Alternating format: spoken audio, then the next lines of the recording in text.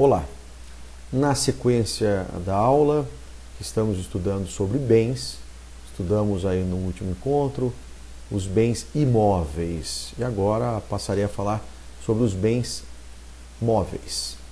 Bom, os bens móveis são aqueles que podem ser levados de um lugar para o outro, que não altera a sua essência, que não alteram a sua substância, que não alteram o seu conteúdo econômico, né?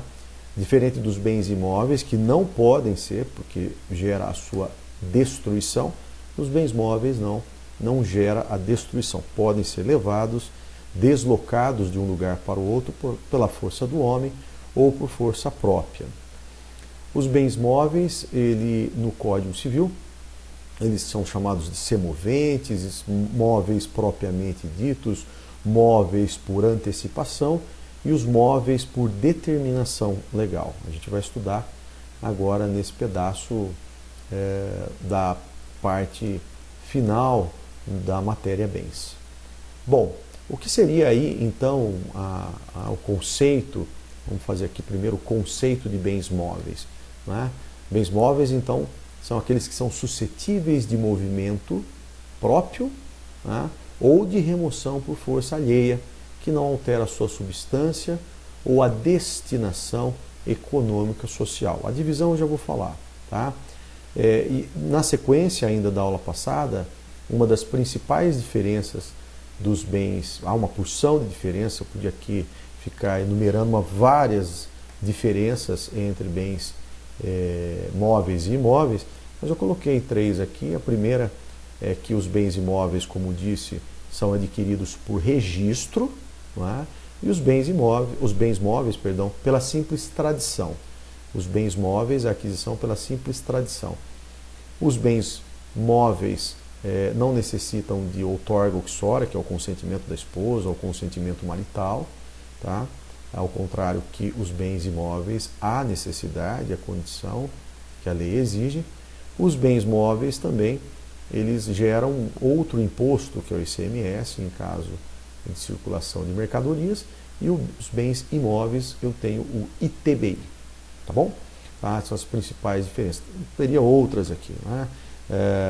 O direito das coisas, o penhor, que é o que garante aí direitos reais de garantia para bens móveis, a hipoteca para os bens imóveis. Os prazos para uso capião de bens móveis são bem menores, né? 5 anos, que é o extraordinário, e 3 anos, o ordinário, bem menor do que as outras espécies de uso capião. Enfim, há uma porção aí de diferenças entre bens móveis e os bens imóveis.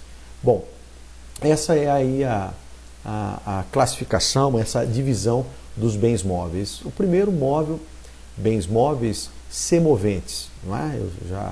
São os animais, não é? Os animais então que se movem por força própria, não é? São chamados de semovente. Se movem de um lugar para o outro por força própria. Então, os animais. O segundo, não é? São os móveis propriamente ditos, não é? Que eu tenho uma mesa, não é? Uma carteira, uma cadeira, não é? São aqueles que admitem a remoção do carro, um veículo, né? Uma moto, que admitem a remoção por força alheia, né? Sem dano. Os objetos em gerais, né? São chamados bens móveis propriamente ditos. Depois o legislador coloca no Código Civil, no artigo 83, ele fala: consideram-se móveis a energia elétrica, não é? Que tem valor econômico. Se alguém já reparou numa conta de energia elétrica, tem lá o imposto inerente aos bens móveis, o ICMS, tarjado lá numa conta de energia elétrica. Então, a energia elétrica é um bem móvel por determinação legal. Está aí no artigo 83 do Código Civil. Os direitos reais, né, as ações que protegem, né, os direitos reais, a reintegração, a manutenção de posse, todas as ações que depois a gente vai estudar, as medidas possessórias, os interditos possessórios, proibitórios, tudo aquilo que é possível, né, essas ações do direito processual, da lei procedimental, da lei adjetiva, nós chamamos também de bens móveis. E aqui fica muito claro que o acessório segue o principal. Então, se o bem é móvel, a ação também que protege, né, esses direitos reais que protegem os bens móveis também são considerados móveis. Tá ok? Então, os direitos pessoais de caráter patrimonial, as respectivas ações, os bens imateriais que adquirem também a qualidade por disposição, nós chamamos móveis por determinação legal. Então, a lei que determina as hipóteses do artigo 83. E também tem aí os chamados móveis por antecipação. Na aula anterior eu disse que uma árvore é considerado um bem imóvel por acessão natural, tá? Porque tudo aquilo que incorpora o solo, né, também segue o caminho desse principal. Então, no caso, a árvore é um bem imóvel. Mas, se a intenção de plantar uma árvore, né, depois de separá-la em um determinado momento, corta e venda, né, para depois ela ser comercializada, nós chamamos aí de bens móveis por antecipação. Tá? Então, a árvore, se tem a intenção de ser plantada para o posterior, para o futuro corte, né, oportunamente convertê-las em imóveis, nós chamamos então a árvore por determinação legal. Então, tome cuidado, a árvore pode ter duas hipóteses. Móveis por antecipação, se tem a intenção de ser retirada, ou imóveis em razão aí da sua natureza. Bom, vou falar aqui um pouquinho da classificação dos bens. E vou começar com os bens corpóreos e incorpóreos. Né? Bens corpóreos e bens incorpóreos. Os bens corpóreos e incorpóreos não têm uma definição no Código Civil. Desde o direito romano já consta essa classificação. E bens corpóreos são bens que têm corpo, né? Que fisicamente nós tocamos nesse bem. E os bens incorpóreos não, são também chamados de bens imateriais. Os direitos da personalidade, assim como a honra, a moral, o nome, a privacidade, chamaríamos de bens incorpóreos, tá ok? Então, bens corpóreos que têm corpo, fisicamente eu toco, e os bens incorpóreos que não têm corpo, de uma certa maneira atrelados aí, sobretudo ao direito da personalidade. O que tem de interessante e que a doutrina dá uma certa atenção é que os bens corpóreos, eles são objeto de contrato de compra e venda. Já os bens incorpóreos, não é correto falar compra e venda, e sim falar cessão de direitos, né? Cessão de direito de imagem, ou cessão de direitos aí autorais, enfim, toda a proteção da lei. Então, bens corpóreos e bens incorpóreos. Tudo bem? Outra classificação, aqui tem dois aqui, bens fungíveis e infungíveis. Está aqui, ó, bens fungíveis e infungíveis. Bom, o que significa aí bens fungíveis e infungíveis? Um bem fungível é aquele que pode ser substituído por outro da mesma qualidade, quantidade e gênero. Não é? Então, se eu tenho a possibilidade de substituição por outro igual do mesmo gênero, qualidade, não é? Eu estou falando de um bem fungível. Como sinônimo de fungível, posso utilizar substituível. Né? Então, um bem fungível é que pode ser substituído por outro da mesma qualidade. Tá? Já ao contrário senso, eu tenho os bens infungíveis. Os bens infungíveis não podem ser substituídos por outro da mesma qualidade, quantidade e gênero. Tá? São os bens que têm características próprias, tá? E por isso são chamados de bens infungíveis. Tá? Uma casa, por exemplo, bens imóveis, a característica é bens imóveis de bens infungíveis. Tá? Já os bens móveis têm uma característica da fungibilidade. Isso não é uma regra. Todos os itens que eu vou falar posteriormente agora não tem uma regra. Essa classificação não é absoluta, comporta aí uma porção de problemas na prática. Bom, os bens, depois a gente estuda no direito em contratos, que o contrato de mútuo, que é o contrato de empréstimo, que pode ser oneroso ou gratuito, só coisas fungíveis podem ser objeto do contrato de mútuo. O mesmo acontece com o contrato de comodato, não é? O contrato de comodato, que é um contrato de empréstimo, não é? De coisas infungíveis. Está lá depois em direito, contratos, empréstimo, há duas modalidades de empréstimo, contrato de mútuo e contrato de comodato, tá ok? Então essa aí é a classificação para os bens fungíveis e infungíveis, substituíveis e insubstituíveis.